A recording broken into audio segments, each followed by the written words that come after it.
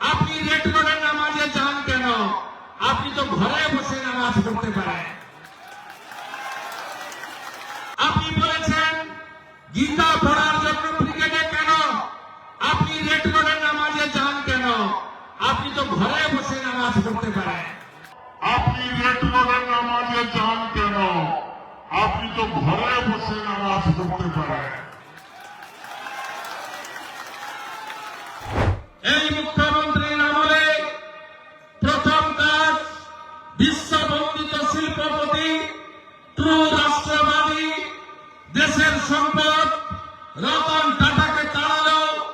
সিঙ্গুরে তৈরি হওয়া কারখানাকে ডিনামাইট দিয়ে উড়িয়ে দিল এবং সেদিনই পশ্চিমবাংলায় শিল্পের কফিনে শেষ করে একটা পুতলেন মমতা বন্দ্যোপাধ্যায়। রতন টাটা বললেন, মাথায় ট্রিগার রেখে আমাকে রাজ্য ছাড়তে হলো। আমি খারাপ এমকে ছাড়লাম, ভালো এমের কাছে চলে গেলাম। গুজরাটের মুখ্যমন্ত্রী ছিলেন নরেন্দ্র দামোদর দাস মোদী, কারখানাটা নিয়ে চলে গেলেন সানন্দে। আজ পর্যন্ত ৬,৮৮৮টা শিল্প বন্ধ হয়েছে। ল্যান্ড পলিসি নেই, ডাবর চলে গেছে মধ্যপ্রদেশে। আইওসির নতুন পেট্রোকেমিক্যাল পারাদ্বীপে আপনাদের এই শিল্পাঞ্চল যা বিধানচন্দ্র রায়ের হাত ধরে ফুলে ফেটে উঠেছিল, জুট ইন্ডাস্ট্রি খতম হয়ে গেল, শেষ হয়ে গেল। বিহার থেকে, ঝাড়খণ্ড থেকে, ইউপি থেকে কাজের জন্য মানুষ আসতো। এখন পশ্চিমবাংলার মানুষ বিহারে নীতিশ কুমারের কাছে যাচ্ছে, উত্তরপ্রদেশে যোগীজির কাছে যাচ্ছে, রাজস্থানে ভজনলাল শর্মার কাছে যাচ্ছে, উড়িষ্যায় মোহন মাঝির কাছে যাচ্ছে, দিল্লিতে রেখা গুপ্ত দিদির কাছে যাচ্ছে। কারণ মমতা ব্যানার্জি শিল্পকে শেষ করে দিয়েছেন। মমতা বন্দ্যোপাধ্যায় কৃষকদের শেষ করে দিয়েছেন। হাহাকার চারদিকে, উৎপাদিত ফসলের দাম নেই, সহায়ক মূল্য পান না, আর বালু শুধু চা খাচ্ছে, আর ধান খাচ্ছে, আর আটা খাচ্ছে। 10,000 কোটি টাকা চুরি হয়েছে রেশন কেলেঙ্কারি। বাকিবুর রহমান আর শাহজাহানরা মিলে সন্দেশখালী, হিঙ্গলগঞ্জ দিয়ে বাংলাদেশের সাতক্ষীরাতে ফুড কর্পোরেশন অফ ইন্ডিয়ার যত চাল আর গম ভারত সরকার পাঠাচ্ছে, সেখানে পাচার করে দিচ্ছে।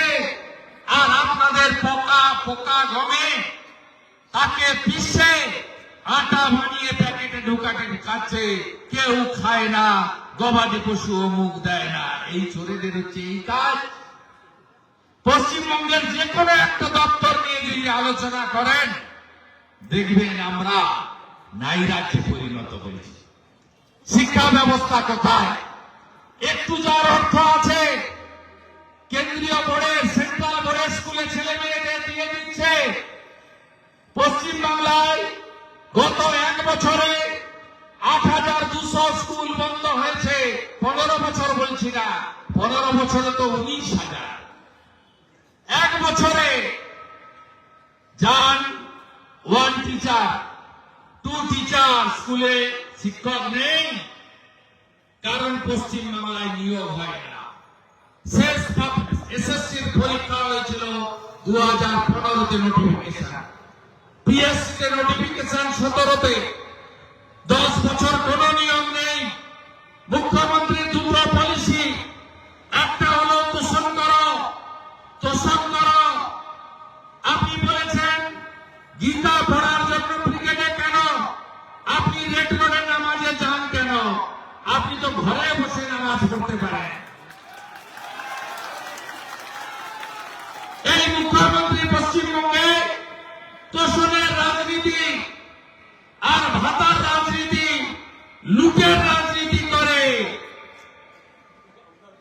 এই মুখ্যমন্ত্রী দেশের সরকারকে, সংবিধানকে চ্যালেঞ্জ করে। এই মুখ্যমন্ত্রী সংবিধানের 4টে স্তম্ভকে ভেঙে ঘুরিয়ে দিয়েছে। ল মেকাররা আক্রান্ত হয় বিধানসভায়। বিরোধী দলনেতাকে 5 বার 11.5 মাস বিধানসভার বাইরে বের করে দেওয়া হয়, সাসপেন্ড করা হয়, কথা বলতে দেওয়া হয় না, ডিবেটে অংশগ্রহণ করতে দেওয়া হয় না। 15 বছরে পুলিশ দপ্তরের বাজেট আলোচনা একবার হয়েছিল, 14 বছর পুলিশ দপ্তরের আলোচনা হয়নি। 15 বছরে একদিনও মুখ্যমন্ত্রী প্রশ্ন উত্তরে বিধানসভায় থাকেন না। তাই ল মেকাররা আজকে হতাশ, তাদের ভূমিকা পালন নেই। ব্যুরোক্রেসি যার মেরুদণ্ড সোজা আছে তাকে কল্যাণীতে ট্রেনিং সেন্টারে পাঠাবে, নয় কম্পালসারি ওয়েটিংয়ে রাখবে, নইলে এনওসি দিয়ে রাজ্য থেকে তাড়াবে। সঞ্জয় মিত্র, সুব্রত গুপ্তর মতো অফিসারদের রাজ্য ছাড়া করেছে এই মুখ্যমন্ত্রী। এই মুখ্যমন্ত্রী ব্যুরোক্রেসিকে শেষ করে দিয়েছেন। 15, 16, 17, 18-তে পিএসসিতে যে ভিডিওগুলো হয়েছে এর একটা বড় অংশ ভুয়া ওবিসি সার্টিফিকেট দিয়ে হয়েছে, নইলে ফাঁকা খাতা জমা দিয়ে হয়েছে। তাই এরা এই এসআইআরে যত রকম বাধা সৃষ্টি করছে। আর হচ্ছে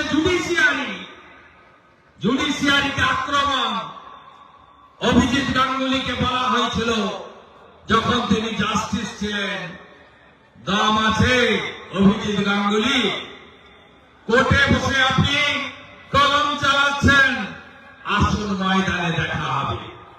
অভিজিৎ বাবু চ্যালেঞ্জ গ্রহণ করলেন, আমাকে ফোন করে বললেন আমি আজকে রিজাইন দিয়ে দিয়েছি, আমি দেখা করতে চাই অমিত শাহের সঙ্গে। রিজাইন দেওয়ার পরে অমিত শাহের সঙ্গে দেখা করলেন, যোগ দিলেন ভারতীয় জনতা পার্টিতে।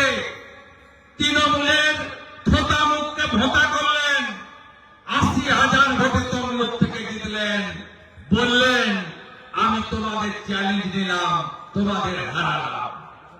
রাজাশেখর মান্তা মহোদয় জাস্টিস, তার বাড়িতে পোস্টার ফেলা, জাস্টিস অমৃতা সিনহার হাজবেন্ডকে কলকাতা পুলিশকে দিয়ে হ্যারাস করা, জাস্টিস বিশ্বজিৎ বসু, জাস্টিস কৌশিক চন্দ্রের এজলাসে তালা লাগানো, এমন কোন কাজ নেই জুডিশিয়ারিতে এই মুখ্যমন্ত্রী তার বাহিনী করেনি।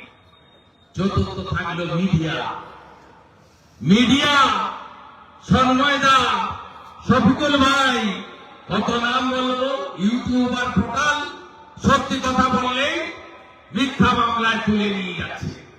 পানিহাটি থেকে সন্ময় দায়িত্বে তুলে নিয়ে গিয়ে পুরুলিয়ায় মামলা দিয়েছে। এবিপি আনন্দ থেকে, রিপাবলিক থেকে এমন কোন ইলেকট্রনিক্স চ্যানেল নেই যার সাংবাদিকরা আর এডিটাররা গোছা গোছা মামলা খাননি। এমনকি ন্যাশনাল চ্যানেলের লোকেদেরকেও মিথ্যা মামলা দিয়ে যখন তখন ডেকে এনে তাদের বিরুদ্ধে ব্যবস্থা নেওয়া হয়। এই মুখ্যমন্ত্রীকে প্রাক্তন করতে হবে। আমি তো নন্দীগ্রামে গেছিলাম আমাকে হারাতে, হারিয়ে বাড়ি পাঠিয়ে দিয়েছি। আপনাদের কথা দিয়ে গেলাম, যদি মেটিয়া বুরুজ বা বন্দরে না পালায় ভবানীপুরেও হারাবো।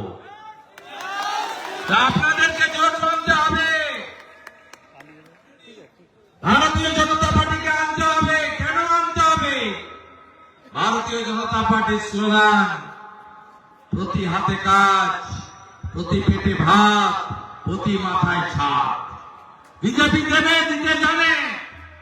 নরেন্দ্র মোদীজির স্কিম গুলো কার্যকর করতে গেলে বিজেপিকে আনতে হবে। 61টা রেল লাইন আটকে আছে, জমি দিচ্ছে না মমতা। কলকাতা এয়ারপোর্টকে আরো এয়ারপোর্ট বানাতে চায় ভারত সরকার। ভাঙড়ে জমি চেয়েছে, কল্যাণীতে জমি চেয়েছে, জমি দেবে না এরা। বাগডোগরা এয়ারপোর্টকে বাড়াতে চায়, জমি দেবে না এরা। হাসিমারা কলাইগুন্ডা এয়ারপোর্ট করতে চায়, জমি দিচ্ছে না মমতা ব্যানার্জি। তাই তাড়াতে হবে। আয়ুষ্মান ভারত যদি চান পরিবর্তন আনুন।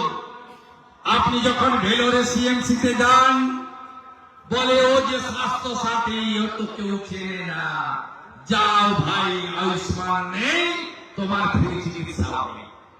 আপনি যখন টাটা সেন্টার যান মুম্বাইতে, আপনার আয়ুষ্মান ভারত নেই, আপনি ফ্রি চিকিৎসা পাচ্ছেন না। দেবী সেটির বাঙ্গালোর, ডক্টর রেড্ডির হায়দ্রাবাদ, চণ্ডীগড়ের হসপিটাল, যে কোনো এইমস, আয়ুষ্মান ভারত নেই, আপনি সুযোগ পাচ্ছেন না। এমনকি কল্যাণী এইমসেও পাচ্ছেন না। দাঁড়াবেন না? 5 লাখ টাকা পর্যন্ত ফ্রি চিকিৎসা নরেন্দ্র মোদী দিয়েছেন। 12 কোটি পরিবার, 7 কোটি কার্ড, ইতিমধ্যে 5 কোটি লোক 5 লাখ অব্দি ফ্রি চিকিৎসা পেয়ে গেছে দেশে। আপনি চান না? আর এর সঙ্গে তো বিজেপি সরকার থাকলে বোনাস আছে। রেখা গুপ্তা দিদি 5 লাখে নয় 10 লাখ অব্দি ফ্রি করে দিয়েছেন আয়ুষ্মান। ভজনলাল শর্মা রাজস্থান, তিনি তো আরো উপরে 25 লাখ অব্দি ফ্রি। বিজেপি সরকার বেটি পড়াও বেটি বাঁচাও, বিশ্বকর্মা যোজনা, হাতের কাজ যারা জানেন, আমার কামার, কুমোর, স্বর্ণকার, মালাকার, তাঁতি, তন্তুবাই, নাপি, ধোবি, মূলত শিডিউল কাস্ট এবং ওবিসি যারা হাতের কাজ জানেন, আর্টিজান, হস্তশিল্পী, তাদের বিশ্বকর্মা যোজনা 8 লক্ষ দরখাস্ত পড়ে আছে। মমতা ব্যানার্জি ডিএমদের বলেছেন পাঠাবেন না। মোদীজি আলিপুরদুয়ারে বলছে যেদিন পাঠাবে পরের দিন দিয়ে দেব। একমাত্র রাজ্য করতে